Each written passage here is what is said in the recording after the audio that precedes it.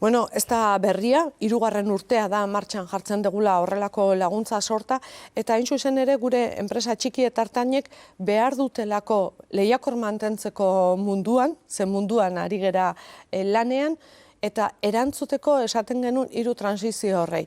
Eta beraz, digitalizazioari, teknologia berriei, ikerketei, makinaria berria martxan jartzeari, eta digitalizazioaz ari gerenean maila desberdinetan ari dira gure enpresak, batzuk hasieran daude, baina beste batzuk oso garatuta daude, guzti horiei laguntzen, eta noski, deskarbonizazioa, aipatzen degunean gure enpresak nola egin behar diote aurre ekonomia zirkularra sartzeari, noski, aspalditik ari diren eraginkortasun energetikoari, gasa nolabait ordezkatu egin behar da, hidrogenoak ze papel izango du, beste teknologiak ze papel izango dute, eta berriztagarriak nola sartzen ditugu. Guzti horrei lagundu behar diogu, eta laguntza sorta potolo bat daukagu.